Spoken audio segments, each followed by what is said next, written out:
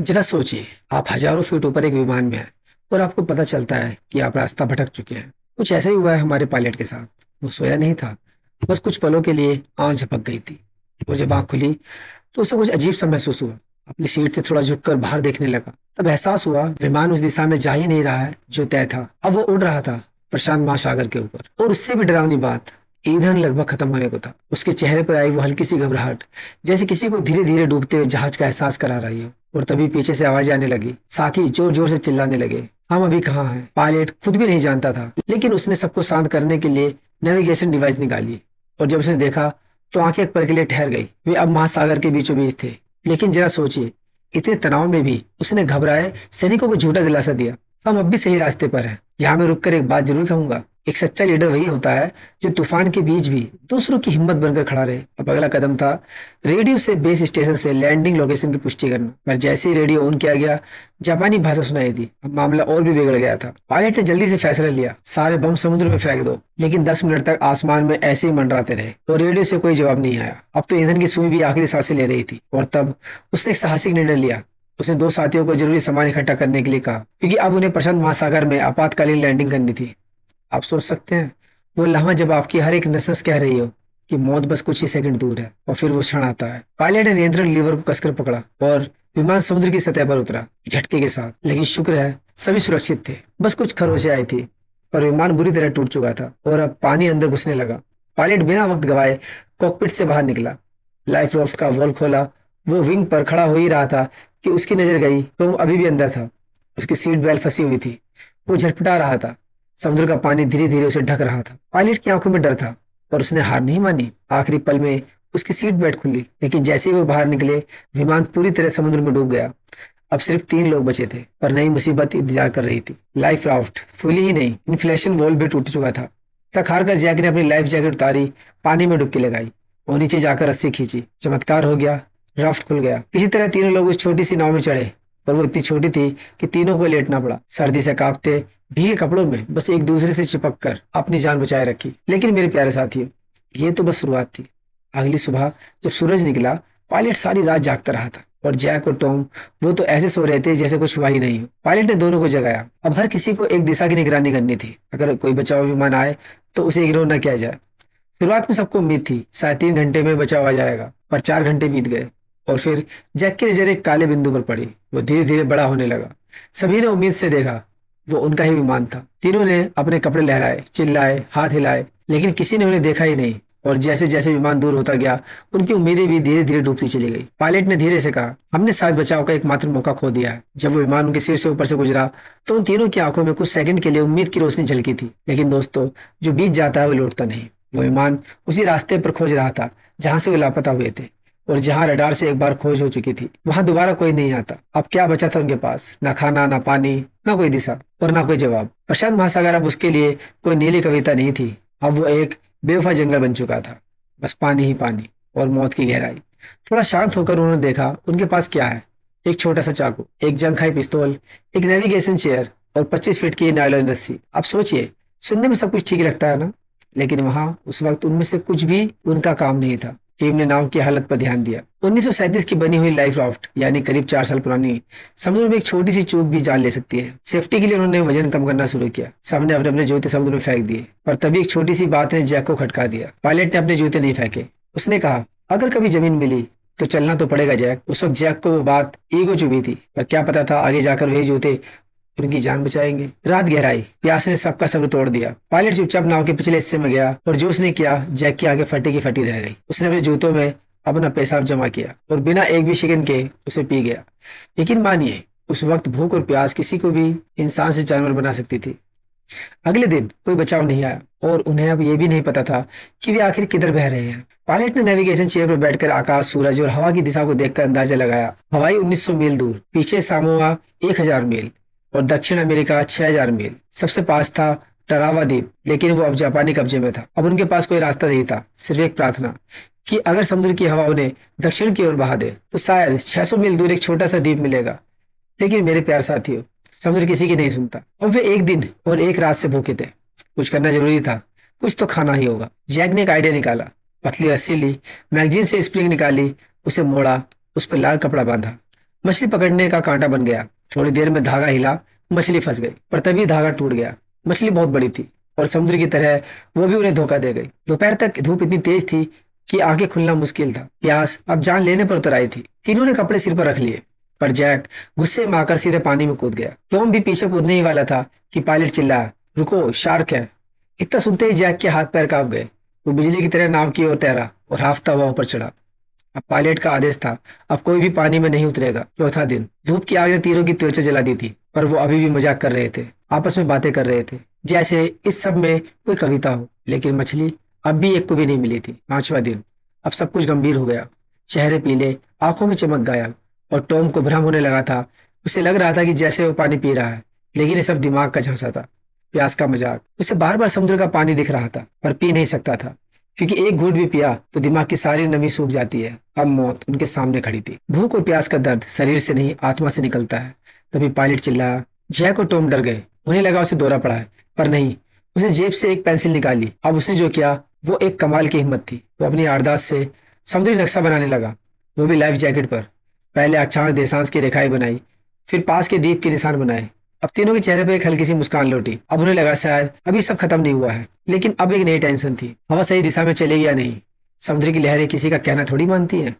Pilot अब बस एक बात सोच रहा था, अगर हवा को रास्ता नहीं बना सकते तो कम से कम नाव की दिशा तो दी जा सकती है। उसने रस्सी खोली, जीवन रक्षक जैकेट से एक समुद्री एंकर यानी के एंकर बना डाला। अब अगर किस्मत साथ रही तो ये नाव सिर्फ एक ही दिशा में बहेगी, और अगर सब सही रहा तो अगले 7 दिनों में वे एक छोटे से द्वीप तक पहुंच सकते थे। अब आप सोचिए जरा, जहाँ कुछ मिनट पहले तक हर कोई मौत के साए में था, वहीं अब एक छोटी सी उम्मीद का बीज उन्हें बच्चों की तरह खुश कर गया। लेकिन फिर उसी उम्मीद से एक दर्द उभर आया, सूखी जीभ का एहसास, मानो रेत हो जो गले से नीचे उतर ही ना पाए। अब वो तीनों जो खुद को नास्तिक कहते थे, उन्हें भी ईश्वर याद आने लगा है। हाँ, भले ही उन्हें लगा हो कि ये बचकाना है, लेकिन सच कहूं तो जब आप मौत के इतने करीब होते हैं तो प्रार्थना भी एकमात्र हथियार लगती है।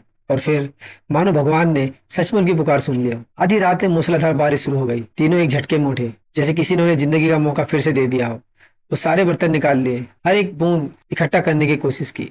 कपड़े फैलाए, हाथ फैलाए, और फिर मुंह खोलकर लालच से पानी पीते गए। ये 5 दिन में पहली बार था जब उन्होंने ताजे पानी का स्वाद चखा था। पानी मिल गया, थोड़ी ताकत भी लौट आई, पर भूख अब भी अंदर ही अंदर उनकी हिम्मत खा रही थी। जैक, जो एक हफ्ते से मछली पकड़ने की कोशिश कर रहा था, अब हैरान था। एक भी मछली नहीं फंसी थी। मछलियां पास आकर जाल के आसपास घूमती, जैसे उन्हें चिढ़ा रही हो, लेकिन फंसती नहीं थी। गुस्से में जैक ने छोटा सा चाकू निकाला और पानी में घोंप दिया। किसी चीज से चाकू टकराया, शायद बचाव नाव को लग गया। जैक ने सोचा, कप्तान चीखा, मूर्ख! पर तभी चाकू ने जबरदस्त खिंचाव महसूस किया। वो कोई नाव नहीं थी, वो थी एक शार्क। तीनों ने मिलकर उस दैत्य को खींच लिया। एक झटका, दूसरा वार। जैक ने बार बार चाकू से वार किया, और जब उन्हें यकीन हो गया कि शार्क मर चुकी है, तब जाकर छोड़ दिया। उनका पहली भोजन, वो भी समुद्र की रानी शार्क। स्वाद कोई पूछो मत, पर भूख के सामने स्वाद की कोई औकात नहीं होती। उन्होंने मछली के टुकड़े तक मोजों में भरकर रख लिए कि अगली बार मछली पकड़ने में चारा बनेगा। पहली बार उन्हें लगा कि भूख से डरने की जरूरत नहीं, पर उन्हें क्या पता था कि शार्क का खून समुद्र में बहा देना मौत को बुलावा देना है। थोड़ी देर में शार्क चारों ओर मंडराने लगी। अब हिलने की भी हिम्मत नहीं हुई थी। बस बैठे बैठे भगवान से प्रार्थना कर रहे थे कि ये शिकारी चले जाए। आधी रात बीत चुकी थी। समुद्र शांत लग रहा था। जैक अब थोड़ा निश्चिंत हो चुका था। वो झुककर चेहरा धोने लगा ताकि कप्तान से ड्यूटी बदल सके। और फिर एक शार्क ने उसका हाथ काट लिया। चीख गूंजी। टॉम जाग गया। उसे बिना सोचे समझे पिस्तौल निकाली और गोली दाग दी। कप्तान ने देखा जैक का घाव गहरा नहीं था। 3 कट के निशान थे, पर जान बच गई थी। स्कार्फ से पट्टी बांधी गई, लेकिन अब शार्क से डर दुगना हो गया था। समय बीता, भोजन का भंडार घटने लगा। जैक अब भी मेहनत कर रहा था, पर जाल खाली। अब 15 दिन आ चुका था। टॉम पूरी तरह टूट चुका था। उसने कई बार कोशिश की खुद को गोली मारने की, शुक्र था जैक ने समय रहते उसे पिस्तौल छीन ली। टॉम चुप था, बहुत चुप।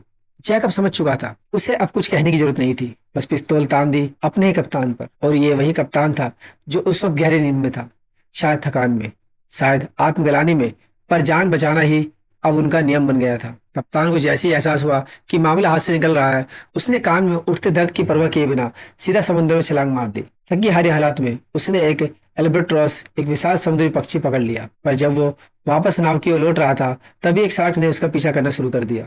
जैक और टॉम चीख पड़े, कप्तान पीछे देखो! कप्तान ने मुड़कर देखा, और बस एक सेकंड में उसकी रूह कांप गई। शार्क तेजी से उसकी ओर बढ़ रही थी। वो डर के मारे पूरी जान लगाकर तैरने लगा, और इस बार पिस्तौल भी उसका साथ छोड़ गई, जाम हो गई थी। जैक और टॉम उसे ठीक करने की कोशिश कर रहे थे, पर कुछ नहीं हुआ। शार्क ने नीचे गोता लगाया। अब अगला हमला तय था। तीनों की किस्मत अब सिर्फ कुछ सेकंडों की मेहमान थी।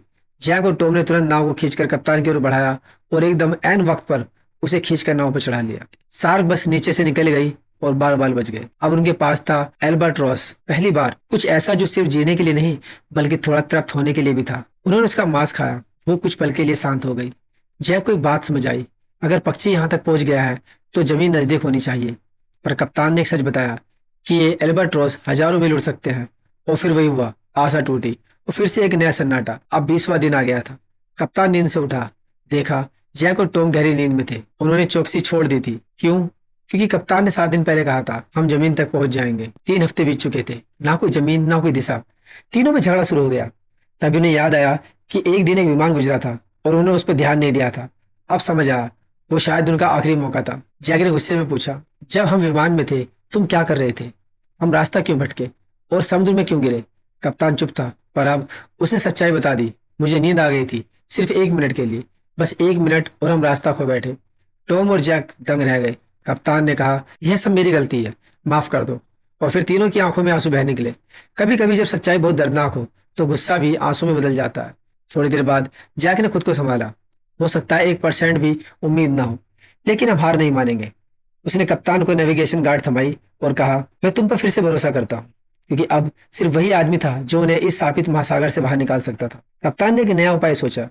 उसने अपने जूते काटे, उनमें छेद किए और रस्सी बांधकर एक अस्थायी पतवार यानी कि रडार बना डाली। अब जब हवा भी साथ नहीं थी वो खुद ही नाव की दिशा देने लगे। 30वां दिन। भूख और प्यास ने उन्हें केवल कंकाल बना दिया था। हाथ कांप रहे थे, पलकों में थकान थी, लेकिन कप्तान अब भी धीरे धीरे मजबूती से आगे बढ़ रहा था। और तभी आसमान काले बादलों से भर आया। बारिश शुरू हो गई, मूसलाधार। तीनों फिर से अपने मुंह खोलकर जीवन का स्वाद लेने लगे। और फिर एक अजीब बात हुई। बारिश अचानक रुक गई। फिर बिजली कड़की, गरज गूंजी और तब उन्हें समझ में आया ये कोई आम बारिश नहीं थी, ये था एक तूफान। प्रशांत महासागर का कुख्यात क्रूर तूफान। तूफान अब कहर बन चुका था और इन तीनों के पास ना भागने की जगह थी, ना छुपने की। एक विशाल लहर आया और उन्हें निगल गया। कप्तान गलती से लहर की चपेट में आकर सीधे समुद्र में जा गिरा। जैक और टॉम चीख पड़े। उन्होंने बिना सोचे समझे उसी की ओर नाव मोड़ दी। शुक्र है किस्मत इस बार साथ थी। कप्तान किसी तरह लाइफ राफ्ट पर आ गया, लेकिन इससे पहले कि वो राहत की सांसें लेता, एक और बड़ी लहर उनकी तरफ दौड़ती चली आ रही थी। अब कोई रास्ता नहीं बचा था, सिर्फ एक ही विकल्प था, बचाव नौका को कसकर पकड़ लेना और भरोसा करना ऊपर वाले पर। लेकिन इतना काफी नहीं था। लहर ने नाव पलट दी और इस बार उनके सारे उपकरण जो अब तक उनकी अधूरी जिंदगी की उम्मीद थे वो सब गहरे समुद्र में समा गए। किस्मत ने फिर उन पर दया की। तीनों जिंदा थे। सिर्फ इंसानी जिद और हिम्मत ही थी जो उन्हें डूबने नहीं दे रही थी। उन्होंने फिर से मिलकर नाव को सीधा किया और एक एक कर उस पर चढ़ गए। पूरी रात तीनों एक दूसरे से चिपक कर भीगे बदन, कांपते जिस्म और कांपते इरादों के साथ तूफान को झेलते रहे। अगली सुबह हवा थम चुकी थी। समंदर शांत था, पर नाव पर कुछ भी नहीं बचा था। न चारा, न उपकरण, न दिशा, और न ही बचा था आत्मविश्वास। तीनों अब बस लेटे रहे, चुपचाप, जैसे मौत के आने का इंतजार कर रहे हो। दिन था 34वां। कप्तान अब और बर्दाश्त नहीं कर सका। उसने बस समुद्री पानी उठाया और पी गया। वो जानता था यह पानी उसकी मौत का दावतनामा है। लेकिन तभी जैक ने अचानक कुछ देखा। वो क्या है? उसने आंखों पर हाथ रखकर धूप से बचाते हुए कहा, वो शायद कोई द्वीप है। टॉम ने चौंक कर देखा। कप्तान ने मुश्किल से अपनी गर्दन घुमाई और हाँ, वहां सच में एक द्वीप था। तीनों ने एक दूसरे की ओर देखा और फिर खुशी से चिल्ला उठे। 34वें दिन की प्यास, भूख, दर्द और मौत का सामना करने के बाद जमीन दिखी थी। कप्तान ने भावुक होकर जैक को गले लगा लिया। टॉम की आंखों से आंसू रुक ही नहीं रहे थे। हम जिंदा लौट सकते हैं। अभी सिर्फ सपना ही नहीं था। अब उनके शरीर में थकान नहीं बल्कि नई जान दौड़ने लगी। उन्होंने बचाव नौका को पूरी जोश से खेना शुरू कर दिया, जैसे भगवान खुद उन्हें खींचकर जमीन तक ले जा रहा हो। हर किसी के दिल में अब सिर्फ एक ही ख्वाहिश थी, मैं घर जाना चाहता हूँ। और फिर वो समुद्र तट पर पहुंचे। पैरों के नीचे जमीन महसूस हुई, पर एक अजीब सी बात यह थी कि वहां पास ही इंसानों के रहने के कुछ निशान भी दिख रहे थे। तीनों चौंक गए। क्या वो सच में किसी आबादी के पास आ चुके थे? वो धीरे धीरे चलने लगे, एक झोपड़ी की ओर। हर कदम के साथ उम्मीद और डर दोनों बराबर चल रहे थे।